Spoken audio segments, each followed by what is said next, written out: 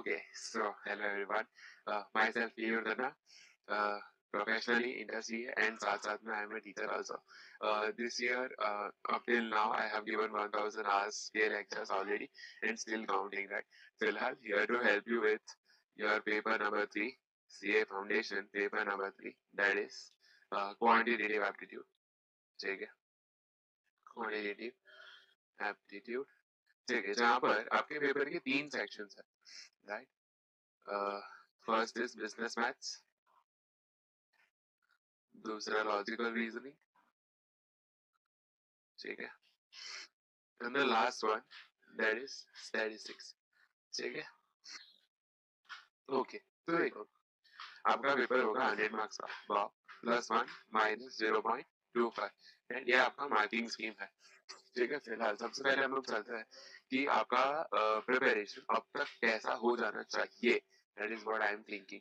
ये देखो आपको अभी तक एटलीस्ट आपके कंसेप्ट क्लियर हो जाने चाहिए, कंसेप्ट चेक हो जाना चाहिए। At least one time you have seen the lectures, you have attended, या तो आपने सेल्फ स्टडी एक बार ये सारे कंसेप्ट्स का देख लिया है कि भाई साहब हमें क्या करना है, यू नो द कंसेप्ट्स, ठीक है। फिलहाल there can be 2 cases. Case number 1 जहाँ पर बच्चे अभी भी फंस रहे हैं, जहाँ पर उनको उनके कंसेप्ट्स बाकी है, तो आपके लिए स्टेप नंबर 1 आएगा कि आप पहले कंसेप्ट्स निपटाएं।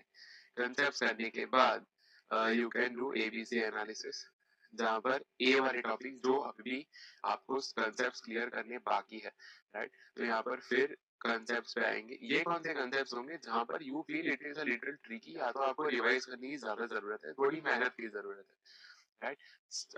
जो बी वाली कैटेगरी आएगी वहां पर यू नीड द कंसेप्ट, जहां पर आपको खाली ओवरव्यू लेना है, राइट? आपको बेसिक सारा कंसेप्ट पता है, लेकिन just an overview of what it is. And last वाला that is bird's eye. Bird's eye क्या मतलब? सर हम लोगों ने पढ़ लिया है, आता भी है, एकदम अच्छे से आता है, कोई भी क्वेश्चन आता है निकाल लेंगे, एक बार खाली ऊपर से देख लिया, फॉर्मूला देख लिया, आ जाएगा। दैट इज योर बर्ड्स आई, ठीक है। फिर आपको क्या करना है, ठीक है? यहाँ पर केस 2, अगर आपकी प्रिपरेशन नहीं हुई है, इन केस अगर आपकी प्रिपरेशन नहीं हुई है, तो आपका स्टेप नंबर 1 हम लोगों ने केस 1 में कवर किया था कि प्रिपरेशन नहीं हुई है।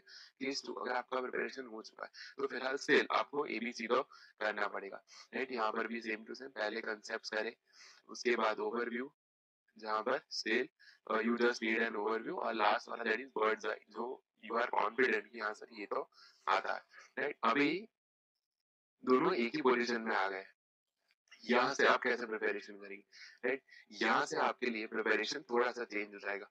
देखो there can be 2 forms again. अभी देखो you have to practice questions, ठीक है? एग्जाम में तो क्वेश्चन पूछेंगे भाई साहब, ठीक है? तो क्वेश्चंस के लिए आपके पास सोर्सेज होने चाहिए। सबसे पहला source that is your ICI module.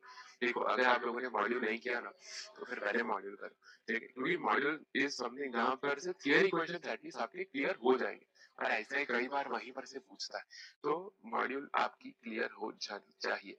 Step number 2, इधर आप आईसीआई बीओएस की वेबसाइट में जाए, आईसीआई बीओएस की वेबसाइट में, वहां पर एक सेक्शन आता है, नया सेक्शन डाला है उन्होंने एमसीक्यूज का, राइट? जहां पर आपको हर एक पेपर के एमसीक्यूज प्रैक्टिस करने मिलेंगे, may it be accounts, may it be law, may it be quantitative aptitude, या तो इको है। चारों पेपर्स के लिए यू हैव सेपरेट एमसीक्यूज, और इसका फॉर्मेट बहुत ही एकदम तगड़ा, एकदम प्यारा सा फॉर्मेट बना है। अगर आपको चैप्टर वाइज चाहिए तो चैप्टर वाइज मिल जाएगा, you need a combination of chapter, मतलब मल्टी चैप्टर चाहिए तो भी मिल जाएगा।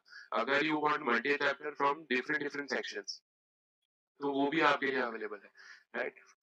ठीक है, तो every way it is easier for you, आप अच्छे से यहाँ से एमसीक्यू प्रैक्टिस कर सकते हैं, ठीक है? ओके, गोइंग फर्दर, अगर ये हो जाए, फिर आएगा आपका एमटीपी। कौन से अटेम्प्ट का सर? जनवरी अटेम्प्ट का, जनवरी 2025 आपकी 2 एमटीपी आएगी। अभी एक आएगा December last week, and the other will be in first week of January, right? आपकी 2 एमटीपी जो जैन 25 अटेम्प्ट के लिए आईसीआई रिलीज करेगा, that will be 2 full course, ठीक है? प्लस अगर आपने फर्स्ट अटेम्प्ट ज्वाइन किया है, राइट, हम लोग ऑलरेडी इन सब पे चर्चा कर रहे हैं, already we are working on this. First attempt का भी जो एमटीपी ऑलरेडी हम लोगों ने एक सीरीज कर लिया है, राइट? दूसरा वाला अभी चालू है, ठीक है? तो फिलहाल फर्स्ट अटेम्प्ट का जो हमारा एमटीपी होगा उसमें भी 2 फुल कोर्स है, ठीक है? फिर आएगा, अगर सर अभी भी दिल है कि मानता नहीं, राइट, तो फिर आपके पास, और अगर आपको प्रैक्टिस करना है और प्रैक्टिस करना है, तो फिर इट इज इजी। आप एक काम करिए, आप एमटीबी ले लीजिए। कौन सा एमटीबी सर? कौन सा वाला, कि देखो 2 एमपीपीज होंगे पुराने वाले, दैट इज मई एंड सितंबर, मई सितंबर 24, इन दोनों के एमपीपीज आप रेफर कर सकते हैं। मैं ये क्यों बोल रहा हूँ, मतलब मई एंड सितंबर मैं 2024 क्यों बोल रहा हूँ, just because of the reason कि ये न्यू स्कीम वाले हैं, आपको फोकस कहाँ करना है, न्यू स्कीम पे करना है, आप नई स्कीम के बच्चे हो। तो पुराने वाले भले ही सिलेबस में ज्यादा चेंज नहीं है, लेकिन सिर्फ क्वेश्चन पैटर्न्स में वगैरह में शायद से चेंज आ सकता है, ठीक है। ये हो जाने के बाद अगर आप अभी भी प्रैक्टिस करना चाहते हैं तो you can do one thing कि आप पीवाईक्यू कर लीजिए, राइट, प्रीवियस ईयर क्वेश्चंस कर लीजिए, ठीक है। Previous year question, sir previous year question क्या होता है सर, लास्ट अटेम्प्ट के पेपर्स, राइट। अभी हाँ, अटेम्प्ट भी लिख लेना बहुत जरूरी है। कौन कौन सा अटेम्प्ट भाई, मई सितंबर 2024, बस ये दोनों के अगर आपने और फुल कोर्स कर लिया तो आपके पास फुल कोर्स का आइडिया हो जाएगा, ठीक है। ओके, अभी सर ऐसा है कि हम लोग को ये बताइए कि कौन कौन से चैप्टर्स इंपॉर्टेंट है, ठीक है। ये आपकी क्वेश्चन प्रैक्टिस, यहाँ पर मैं आपके लिए लिख देता हूँ मार्किंग के लिए आपके कौन कौन से चैप्टर स्ट्रॉन्ग होने चाहिए। देखो सेक्शन वाइज चलते हैं। सबसे पहला सेक्शन बिजनेस मैथ्स, ठीक है। बिजनेस मैथ्स में आपके लिए most important time value of money, ठीक है। टाइम वैल्यू ऑफ मनी जिसको आप भारी भरकम भाषा में फाइनेंशियल मैथ्स भी बुला सकते हैं, राइट। ये ऐसा एक एकदम फेवरेट सा ये जो चैप्टर है, यूनिट है, आप बोल सकते हो, राइट। यहाँ से मिनिमम 10-15 मार्क के क्वेश्चन आते हैं, राइट। क्यों, बिकॉज इसका कंटिन्यूएशन कहीं ना कहीं इसके कंसेप्ट परपेचुइटी, एन्युइटी वगैरह ये सब आपको देखने मिलेगा कहाँ पर, इंटरमीडिएट में जब आप फाइनेंशियल मैथ्स फाइनेंशियल मैनेजमेंट वाला टॉपिक करोगे तो आपका पेपर है, वहां पर आपको इसके कंसेप्ट याद आएंगे। सेकंड पोर्शन जो आपका है, आप इजी अगर चाहे तो आप लीनियर इक्वेशन देख सकते हैं, राइट। लीनियर इक्वेशन देख सकते हैं, लीनियर इक्वेशन के साथ साथ इनइक्वालिटीज वाला चैप्टर है वो भी कर सकते हैं, ठीक है। क्यों सर, 10th तक यही पढ़ा ना, 9 10th में इक्वेशन तो आते हैं, quadratic equation, cubic equation, right. ये सारे आपको ऑलरेडी आते हैं, राइट। तो just brush up on them और फिर यहाँ से मार्क्स बटोर सकते हो, राइट। फिर आएगा आपका, अगर इजीनेस के ऊपर देखे तो सेट है एंड फंक्शन है, राइट। ये सेट थियरी एंड फंक्शन ये दोनों कंपैरेटिवली बहुत इजी टॉपिक्स है और यहाँ से स्कोरिंग करना बहुत इजी हो जाएगा, ठीक है। फिर आ जाते हैं अपने सीधे का सीधा लॉजिकल रीजनिंग पे। लॉजिकल रीजनिंग में आपके लिए इजी कौन सा पड़ेगा, तो सर सीटिंग अरेंजमेंट है, ठीक है। Seating arrangement is very easy, ऐसे देखे तो इट इज वेरी इजी, है ना। और दूसरा वाला है दैट इज डायरेक्शन सेंसेस। ये दोनों एक्चुअली देखे ना तो हैंड ऑन हैंड जाएंगे, ठीक है। अगर आपका सीटिंग अरेंजमेंट क्लियर है तो आपको कहीं ना कहीं डायरेक्शन सेंस में भी इजी एज फॉलो हो पाएगा। और दूसरा है दैट इज नंबर सीरीज। फिर देखो नंबर सीरीज ऐसा है, इसके बाद आएगा आपका ब्लड रिलेशन, ठीक है। यहाँ पर मैं सारे के सारे लिख रहा हूँ बिकॉज एलआर में you don't have any option.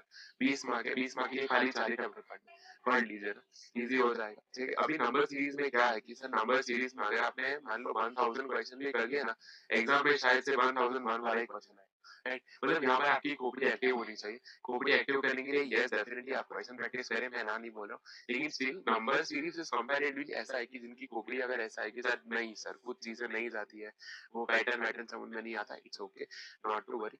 एक चैप्टर ऐसा है जहाँ पर आपके अगर 5 में से 4 क्वेश्चन भी सही हो गए या तो फिर अच्छा थोड़ा ज्यादा हो गया, 8 में से 4 क्वेश्चन भी सही हो गए तो भी इट इज ओके, राइट। वहां बाकी पर से आप कवर कर सकते हो। ब्लड रिलेशन, ब्लड रिलेशन ऐसा है कि सर सारे बच्चों को इजी हो जाएगा। क्यों, नाना नानी, मामा मामी, ये सब ट्री भी हम लोगों ने जो बचपन में बनाया है, फैमिली ट्री, उसी के ऊपर बेस्ड है। It is easy for you to score in this also. फिर आएगा आपका स्टैट्स वाला पोर्शन। स्टैट्स में से मोस्ट इंपॉर्टेंट जब आप मॉड्यूल करेंगे तो यहाँ पर ज्यादा फोकस करिएगा। 2 टाइप के मेजर्स है आपके सिलेबस में, राइट। फर्स्ट वाला है दैट इज सेंट्रल टेंडेंसी वाला, राइट। सर सेंट्रल टेंडेंसी, ओहो ये क्या हो गया, सेंट्रल टेंडेंसी मतलब mean median mode quartile decyl percentile ये सब सीखा होगा आपने। एंड देन आएगा डिस्पर्शन। डिस्पर्शन मतलब सर डिस्पर्शन ला, ये तो जीवन में पहली बार सुना। नहीं नहीं, डिस्पर्शन मतलब कौन कौन से, जैसे क्वार्टाइल डिविएशन हो गया, मीन डिविएशन, स्टैंडर्ड डिविएशन, ये सब डिस्पर्शन में आएगा। उसके बाद स्टैटिस्टिक्स में और क्या पढ़ना है, तो सर प्रोबेबिलिटी पे फोकस करो। प्रोबेबिलिटी में भी I will give importance of 2 topics. पहला कंडीशनल प्रोबेबिलिटी, ठीक है, जहां पर से एक्चुअली ऐसा है कि इट इज प्रैक्टिकल, वहां से कंसिडरेबली स्कोर करना इजी है। लेकिन इससे भी अगर इजी चाहिए तो सर बाइनोमियल डिस्ट्रीब्यूशन कर लो। बाइनोमियल डिस्ट्रीब्यूशन इतना प्यारा सा ये जो टॉपिक है, राइट। वहां पर देखिए आप लोगों ने अगर पढ़ा होगा तो आपको याद होगा कि सर यहाँ पर गिन के 2 चीजें स्पेशल है। पहला है that is mean, mean is equal to NP और variance is equal to NP Q. याद है क्या? नहीं है, नहीं है, नहीं है। नहीं है ना याद? नहीं, पढ़ लेना एक बार, है ना? आ जाएगा। Mean is equal to NP और variance is equal to NP Q. ये दो कॉन्सेप्ट्स इस पे बहुत बार क्वेश्चन पूछते हैं, बहुत बार। और ये रेडीमेड क्वेश्चन होते हैं। क्या है भाई, एन दे दिया, पी दे दिया, क्यू फाइंड करने को बोलेंगे, या तो बोलेंगे सर एन दे दिया, क्यू दे दिया, अभी वेरियंस फाइंड करो। अरे ये सब कितना इजी है यार, एकदम तुरंत तुरंत तुम्हारी खोपड़ी में बैठ सकता है। ठीक है। देन आएगा आपके लिए index numbers, index number, and then आप इसके साथ साथ में कर सकते हो कोरिलेशन। इंडेक्स नंबर पे 3-4 क्वेश्चन आते हैं, you can prepare for this also. ठीक है।